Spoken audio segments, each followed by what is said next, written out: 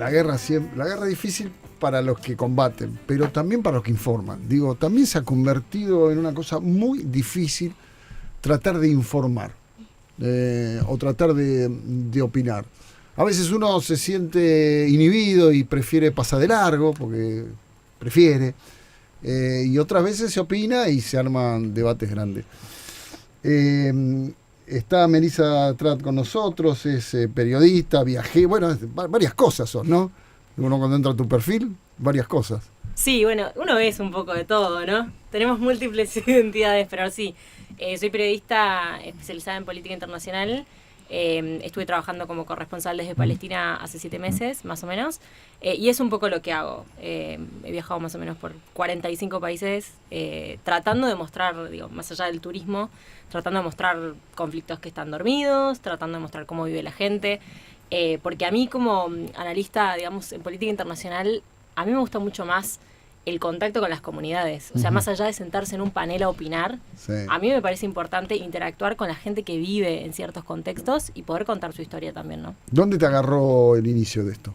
Bueno, yo estaba en Ramallah. Ramallah es la ciudad, si se quiere, una de las ciudades más importantes de Cisjordania. Recordemos que Palestina está como dividida en 2 territorios. Tenemos la Franja de Gaza, que es donde hemos estado viendo todo, digamos, del atentado de Hamas, etcétera, y donde están concentrados en este momento los bombardeos. Eso no está conectado territorialmente con el resto de Palestina, que es Cisjordania. Ahora, la gente en Cisjordania siente que eso todavía está pasando lejos, pero yo les puedo decir que la distancia que hay entre la Franja de Gaza y Ramallah, donde yo estaba, son menos de 100 kilómetros. O sea, es realmente, yo soy de San Juan, y la capital de Mendoza, digamos, está al doble de distancia. Claro, sí. Es como si realmente estuviese ocurriendo en la provincia de al lado, ¿no? ¿Pero están alejados solamente físicamente o también alejados pensando que la guerra no les va a llegar a ellos? No, hay mucho miedo. Yo creo que de todas maneras, la gente, incluso me pasaba que, por ejemplo, mi gente estaba muy asustada porque yo estaba allá. Y obviamente los conflictos son más complejos que eso, digamos, no es que se abre cualquier frente y se tira para cualquier lado, no. Cisjordania es un frente que por ahora no está abierto, pero potencialmente podría ser abierto. Por ahora todo está concentrado en Gaza y hay muchos chispazos en el norte de Israel, con el sur del Líbano, por Hezbollah, pero potencialmente, también dependiendo de cuál sea la respuesta de Israel en la Franja de Gaza, dependiendo del horror, dependiendo de cómo el resto de la población palestina vea eso, de cómo algunas personas que bancan a Hamas dentro de Cisjordania, que obviamente no son la mayoría, pues Hamas está solamente en la Franja de Gaza, pero bueno, siempre hay gente que banca más una forma u otra forma de actuar. Entonces, dependiendo de todo eso, podría abrirse otro frente en Cisjordania. Por ahora, sí vemos ataques aislados de colonos israelíes a palestinos, pero no hemos visto un frente de guerra abierto todavía en Cisjordania. Bueno, vos estabas ahí en Cisjordania, ¿qué hiciste? ¿Qué pasó? ¿Cómo saliste? Porque estabas en un lugar importante. Una cosa que te saquen, te evacúen de Israel, y otra cosa de donde estabas vos. Sí, bueno, esto fue despertarse con esta noticia porque fue el ataque arrancó a las 6:30 de la mañana, hora local. Yo lo primero que hice fue contactarme con la Embajada Argentina en Israel y con la Oficina de Representación Argentina en Palestina, que no es una embajada. Yo ya conocía a ambos, por suerte.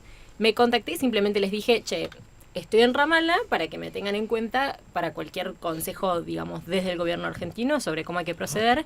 Siguieron los días, yo estuve trabajando mucho cubriendo desde esa zona, desde Ramallah.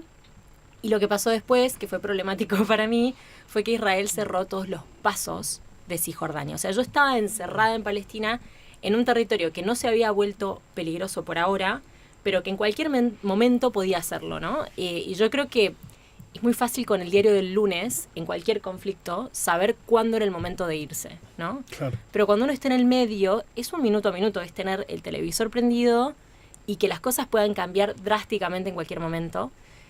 Yo además, mi visa expiraba justamente hoy. Yo tenía que salir. Las manos. Claro, tenía que salir, me había quedado un poco porque me parecía importante, no veía ninguna cobertura en América Latina, bueno, no sé si en América Latina, pero al menos en Argentina, no veía ninguna cobertura que hablara un poco de lo que pasaba del lado palestino, entonces me parecía relevante estar ahí en ese momento. Pero bueno, cerraron los cruces, mi visa expiraba, y tuve contacto con ambas oficinas argentinas. Y la verdad que tengo que destacar completamente, no solamente la logística para sacarme a mí y a toda la gente de Israel, sino además la calidad humana de la gente que labura en esas oficinas, porque de entrada, viste, te preguntaban dónde estabas, cómo estabas, etcétera. Y lo que terminamos coordinando fue, a mí me sacaron en un auto diplomático desde Cisjordania, porque yo no podía pasar por un cruce normal, hay un chequeo militar para pasar desde Cisjordania a Jerusalén y después a Tel Aviv. No hay aeropuerto en Palestina, eso hay que recalcarlo, o sea, sí o sí hay que llegar al aeropuerto en Israel. Salí en ese auto diplomático y después mi historia siguió como el resto de los argentinos en el Hércules y aerolíneas argentinas. Dijiste algo recién que me hizo acordar a otro momento de nuestro país y a las coberturas. Me acuerdo cuando en la década del 90 se hacían las coberturas sobre las protestas sociales, que en aquel momento empezaban a hacer los piquetes, ¿no? Y en general, todas las coberturas que se hacían sobre la protesta social se hacía, y sobre todo incluso las fotos, se sacaban desde el lado de la cana, porque nadie se metía dentro de un piquete. Y nosotros en aquel momento, fines de los 90, trabajando por una organización sindical, empezamos a mostrar del otro lado qué pasaba. Vos recién contaste algo similar en términos de política internacional. ¿Por qué crees que nadie contaba o nadie cuenta nada desde Palestina de cómo se ve este conflicto? Bueno, hay lógicas de poder, obviamente, para sostener una situación. Este conflicto no arrancó el fin de semana pasado. Más allá de las imágenes horrorosas que hemos visto, esto no es un conflicto limítrofe entre dos estados. Hay una población palestina que vive bajo ocupación israelí. Eso implica un cercenamiento de derechos muy básicos que todos acá damos por sentados, digamos. Y eso hace que obviamente la conflictividad sea muy distinta, pero que hay un interés por lógicas de poder. Recordemos además que Israel recibe billones por año en términos de ayuda militar por parte de Estados Unidos. El lobby sionista en el mundo es bastante importante, y entonces me parece que obviamente esa estructura de poder hace que la narrativa sea muy unilateral. Y después tenemos una cosa más logística de que obviamente, porque a mí me han sentado en muchos programas a responderle a corresponsales que están en Israel, y muchas veces me ha pasado decir, tu historia, lo que estás contando, por supuesto que es legítimo y lo que vos ves, pero no podés deslegitimar lo que pasa del otro lado porque vos no estás cruzando la frontera a ver lo que pasa del otro lado. ¿Cuánto tiempo estuviste en Cisjordania, Melissa? 7 meses, entre idas y vueltas, porque yo estaba con una visa de turista, entonces entraba. ¿Y en dónde vivías? O sea, así desde lo más cotidiano, que no sé, ¿qué vivía? ¿En un departamento? Sí. ¿Cómo es levantarse y vivir en Cisjordania de pronto? El día a día. Para mí lo más fuerte, y esta es la razón por la cual muchas organizaciones de derechos humanos hablan de apartheid, es la situación en la cual uno, como extranjero turista, tiene muchos más derechos que la población local. Yo les cuento, por ejemplo, como cosas del día a día, ¿no? Porque pareciera que en este conflicto siempre hablamos de la violencia. Pero hay una cosa del día a día de vivir bajo la ocupación que explica muchas veces las cosas que pasan. No las justifica, por supuesto, pero las explica. Para pasar, por ejemplo, de Cisjordania a Jerusalén hay que pasar por un control militar, que yo les decía. No todos los palestinos pueden pasar a Jerusalén, muchos tienen prohibidos y están literalmente encerrados, ni hablar, podemos hablar después de la Franja de Gaza si querés, que eso es otra realidad. Pero no todos los palestinos pueden pasar a Jerusalén. Incluso algunos palestinos que han nacido en Jerusalén no pueden pasar a Jerusalén. Jerusalén además es una ciudad que tiene los lugares religiosos más importantes para el judaísmo, para el islam, para el cristianismo, o sea, la gente tiene una conexión muy importante con esa tierra. ¿Por qué no pueden pasar? Porque el gobierno israelí no le permite, digamos, hay un sistema de permisos re complejo donde que seas palestino no significa que tenés los mismos derechos que el palestino de al lado. Hay un sistema de permisos. ¿Hay palestino de primera y de segunda? Sí, es terrible porque ya de por sí los palestinos son ciudadanos de segunda en esa región, y después tenés dentro de la comunidad palestina también categorías, y los palestinos que viven en Gaza son los que están en el fondo del tarro, básicamente. Ahora, cuando hablamos de Gaza, porque uno siente que Gaza es Hamás. Sí. Punto. ¿Es así? ¿O como se dice, también son rehenes de Hamás ellos? Yo creo que como toda historia está un poco en el medio de esas dos cosas. Me parece una falacia decir que Hamás no representa a toda la Franja de Gaza, como también es una falacia decir que representa a toda la Franja de Gaza. Me parece que lo problemático es que las últimas elecciones se realizaron hace muchísimo tiempo, 2006, por ahí. Entonces, claro, los palestinos no han tenido un derecho a poder legitimar ese gobierno u otro gobierno. Por supuesto que no los representa a todos, por supuesto que entonces, al no haber un sistema democrático en lugar, es muy difícil que las decisiones de un grupo realmente representen a toda la población. Pero lo que sí vemos, y eso es lo que me parece importante, es muy grave hablar en los medios de que este es un combate entre Israel y Hamás. Porque Israel está bombardeando Gaza. Israel está bombardeando campos de refugiados en Gaza, niños en hospitales, escuelas de la ONU. Y periodistas también.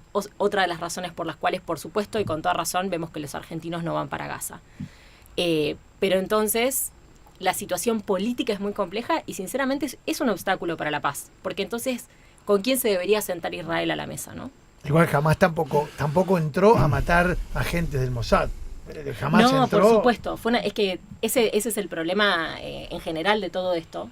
Que los civiles quedan en el medio del fuego cruzado. Y por supuesto, de hecho yo les puedo decir algo. Estando en Cisjordania cuando esto pasó, lo que yo hablaba con la gente, había muchísimos palestinos que estaban igual de horrorizados que nosotros con las imágenes del ataque de Hamás. O sea, no es real que la población palestina es Hamás, ni que todos bancan a Hamás. De ahí en más, por supuesto que hay matices, no todo es blanco y negro. O sea, mucha población palestina cree que hay un derecho a defenderse ante la ocupación, pero que por supuesto el problema es que te metas con civiles. Y el nivel de la masacre. Lo que pasa es que yo escucho mucho, me interesa mucho la historia de esa zona, y muchos te dicen, bueno, pero Palestina no existía cuando hicimos el Estado de Israel. ¿Viste que te dicen eso? No existía como Estado. Como Estado, existía claro. como Existía región. como territorio, obviamente. Sí. Pero digo, es todo muy confuso y todos tienen una historia para contarte.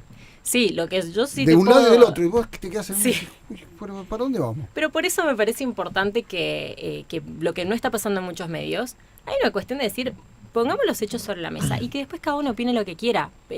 Lo que yo no veo es una cobertura un poco más amplia sobre lo que está pasando.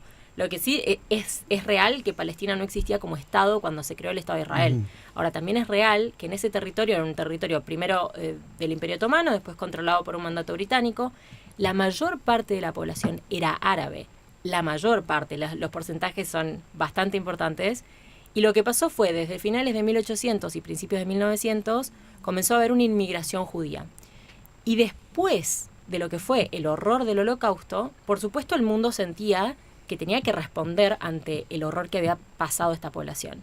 Y entonces también se habilitó una cuestión de una inmigración masiva hacia este lugar, que ese no sería el problema, porque era gente que realmente necesitaba un lugar donde estar después de haber sido perseguida. El problema es que los británicos le prometieron a la comunidad judía un hogar judío en ese lugar.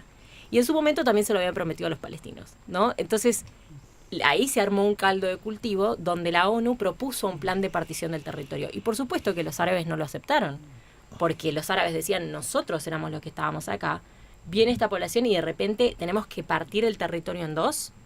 Y ahí lo que sucedió fue terminar el mandato británico, Israel declara unilateralmente su independencia y comienza la primera guerra árabe-israelí, y de ahí no paró. No paró. Ahora, ¿y con quién se negocia, digo, ahora esto? Porque todo el mundo estamos hablando, negociar por los rehenes, negociar para parar esto. ¿Con quién negocias? ¿Con el Estado palestino o negocias con Hamás? No, tenés que negociar con Hamás, porque el tema pero es Hamás, que... ¿qué viene a hacer? ¿Es un grupo terrorista? Sí, Hamás es una agrupación... Por eso, para que quede claro, sí. es un grupo terrorista. ¿Y cómo hace un Estado para negociar con un grupo terrorista? Y lo que pasa es que no te queda otra, porque políticamente es más complejo. La autoridad palestina, que es después de los acuerdos de Oslo la que quedó un poco como representante de esta zona, no tiene ningún poder ni legitimidad en la Franja de Gaza. O sea, por más que lo sentés a Mahmoud Abbas no te va a resolver la situación en Gaza porque él no tiene el poder de hacerlo. De hecho, con este ataque de Hamás, claramente el gobierno de la autoridad palestina queda muy desplazada, porque yo también te puedo decir algo más del concreto de estar ahí. Yo desde que llegué a Palestina no conocí a ningún palestino que esté a favor de la autoridad palestina. Todos piensan que es una institución que empezó con un intento de paz, de coordinar con Israel, y terminó siendo simplemente funcional a la ocupación. Esa es la opinión de ellos que les estoy trayendo. Entonces, es muy difícil, y por eso decía, eso también es un obstáculo para cualquier tipo de paz. La cuestión de que no hay una representación que, digamos, es legítima de todos los palestinos, ¿no? Y que se pueda sentar a una mesa. Ahora, también me preguntan cómo se logra la paz. O sea, esto no va a lograr la paz. Lo máximo que podemos lograr es un cese al fuego. ¿Pero qué se negocia en primera instancia? ¿La entrega de civiles? ¿Qué es lo que en primera instancia uno puede negociar con Hamás? Bueno, me parece que eso obviamente va a depender de la estrategia de Israel. La liberación de los rehenes es una prioridad. pero por las cuestiones que, digamos, yo al principio del conflicto, porque obviamente uno va desarrollando opinión a medida que esto pasa, yo al principio del conflicto pensé que Israel le iba a dar mucha más importancia a cuidar a sus rehenes, digamos, a los rehenes israelíes en Gaza, ¿no? Claro.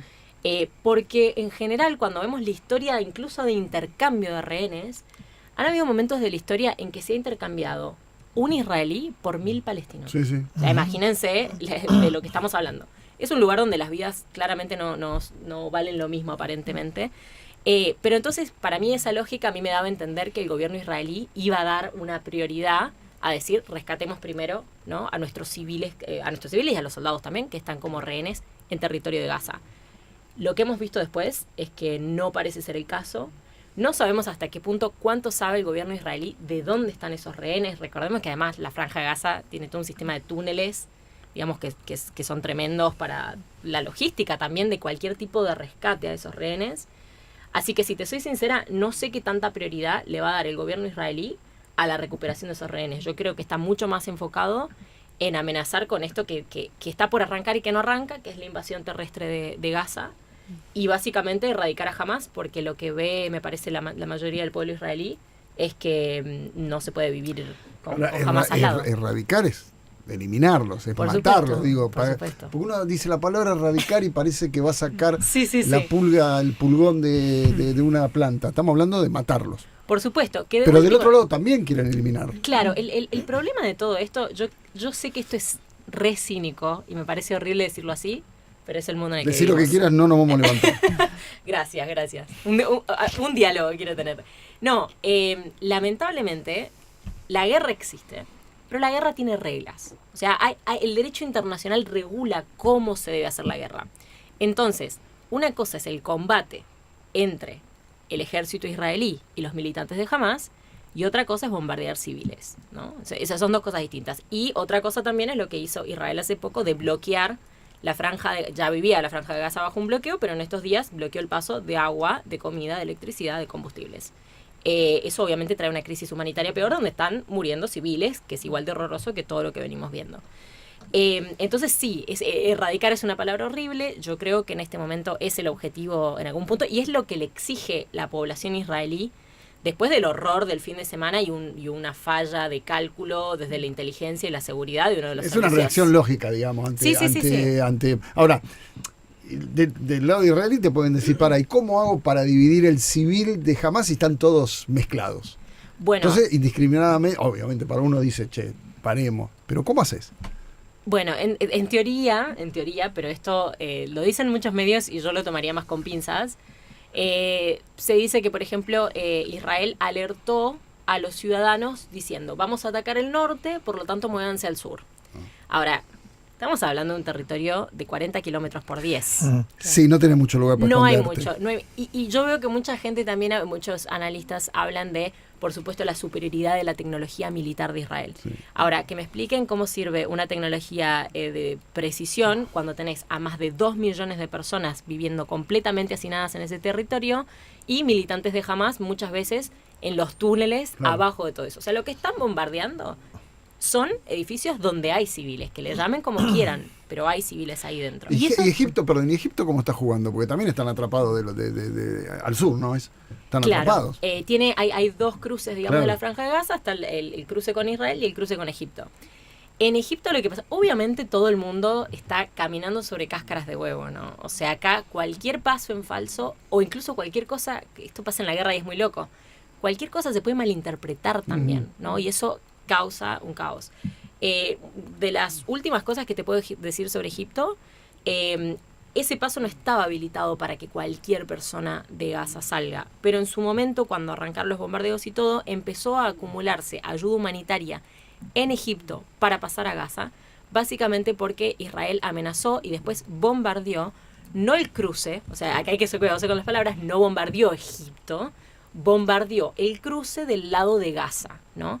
Y eso obviamente era una amenaza y un peligro para cualquier tipo de ayuda humanitaria que quisiera entrar por ahí. Ahora, las noticias sobre ese paso abierto o cerrado cambian todo el tiempo, porque bueno, Israel sí le avisó a la población, digamos, que se fuera al sur, pero no, en un territorio muy chiquito, y yo quiero que también quede algo muy claro. O sea, ustedes imagínense que la gente que vive en Gaza es gente que ya es refugiada. O sea, muchas veces vienen de los mismos territorios donde Hamás atacó y causó esas masacres horribles al sur de Israel. Muchas de las familias que viven en Gaza vivían ahí o vivían en otras partes.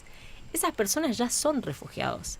Quizá por segunda o tercera vez, y vos les estás pidiendo que de nuevo se desplacen, ¿no? O sea, la situación humanitaria es tremenda, y a mí lo que me preocupa es que los ojos del mundo aparecen ahora, ¿no? Y este conflicto lleva muchísimos años, y yo les puedo decir, estando ahí 7 meses, había ataques de los dos lados que no tenían la magnitud de la escala del horror que causó Hamás. ¿Y por qué pero pasó esto? ¿Qué sospechas? ¿Por qué de golpe decide hacer esta incursión tan masiva? Porque la verdad fue masiva y bestial. ¿Qué pasó? ¿Qué cambió geopolíticamente? Va a decir, vamos.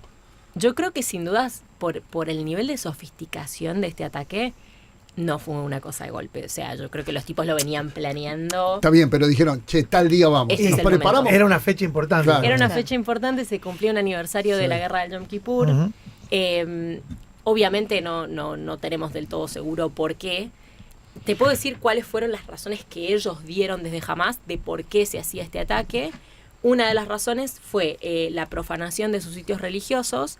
Jerusalén es todo el tiempo un caldo de cultivo para la tensión, porque como están estos lugares importantes para las 3 religiones, cualquier paso, digamos, se mete, por ejemplo, hay acuerdos que dictan qué puede hacer cada uno en ese lugar, y por ejemplo, la comunidad judía se metió a rezar en un lugar donde eso no está permitido. Bueno, en la cuestión religiosa se ve como un insulto eso. Además, la situación de tensión que se vive alrededor de la mezquita de Al-Aqsa siempre ha sido muy fuerte entre ambas comunidades, entonces Hamás nombró eso como una de sus razones. Y la otra razón es la violencia que había aumentado con los colonos israelíes. Recordemos que los colonos israelíes son israelíes que viven en asentamientos, que son una especie de barrios o ciudades en territorio palestino, o sea, no del lado de lo que en el mapa vemos como Israel, más allá de que las fronteras son un poco difusas. ¿Esos fueron los que atacaron jamás? ¿Esos barrios fueron? No, esos son los kibutzim, digamos, ahí vivían Eso sí, civiles. del lado de Israel. Eso sí, del lado de Israel. Perfecto. Pero estos asentamientos son asentamientos que están, por ejemplo, en Cisjordania, ¿no? Son manchitas. Si uno ve el mapa de la división del territorio, son las manchas muy que vemos fuerte en verlo. Cisjordania. Sí. ¿Es una estrategia de ocupación para ir comiéndose Palestina? Sí, eso está bueno que lo digamos. Fue una estrategia política, geopolítica esto, Sí. de ir ocupando con civiles. Y que además, recordemos una cosa, esto es ilegal bajo el derecho internacional. Los asentamientos israelíes en particular han sido denunciados como ilegales. Y además las convenciones de Ginebra, que son un poco también las que regulan la guerra, dictaminan que una fuerza que ocupa no puede trasladar a su población a territorio ocupado y que además tiene que garantizar los derechos de esa población. Por eso cuando veíamos que, por ejemplo, el ex primer ministro israelí, Naftali Bennett, estaba en una entrevista y le decían, bueno, ¿qué pasa con los bebés que se están muriendo en incubadoras en Gaza porque vos cortaste el suministro de electricidad? El tipo se vuelve loco y dice, ¿por qué yo tengo que ayudar a mis enemigos, no?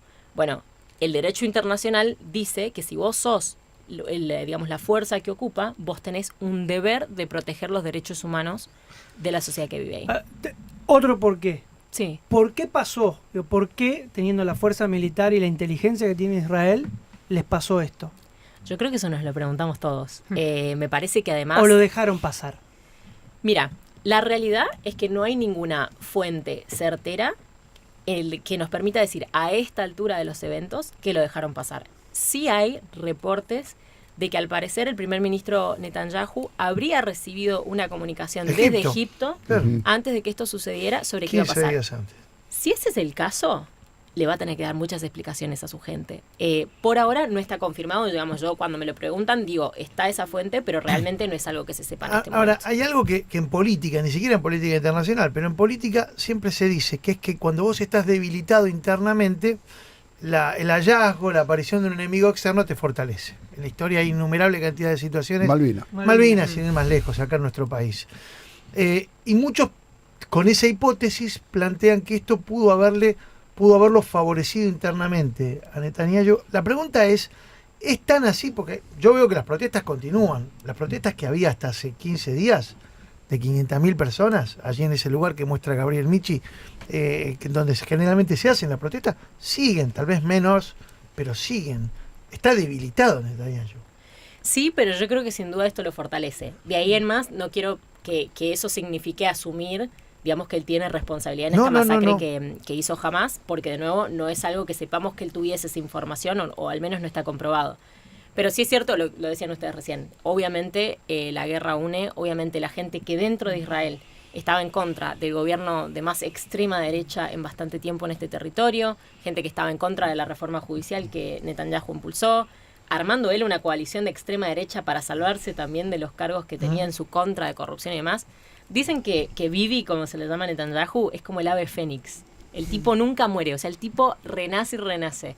Y me parece que esto, lamentablemente, más allá, hace que las voces que estaban en contra estén mucho más debilitadas en este momento, porque obviamente siempre está primero el dolor. O sea, si vos ves familias que han sido masacradas y hay rehenes todavía en Gaza, y por supuesto que eso te une más. Y la relación entre los israelíes y el ejército, las Fuerzas Armadas, o sea, acá en Argentina, vos sabés que con las Fuerzas Armadas tenemos una relación muy particular, de confianza no necesariamente, pero me parece que en Israel es otra lo que se pone en juego, ¿no? Y digo, ¿cómo se sentirán los israelíes con el ejército teniendo en cuenta que, bueno, se generó esta falla de seguridad muy fuerte y que ahora tienen que negociar la entrega de civiles y vos mismo estás diciendo Israel no está priorizando la entrega de esos rehenes? ¿Cuál es la relación entre la población y el ejército en este caso?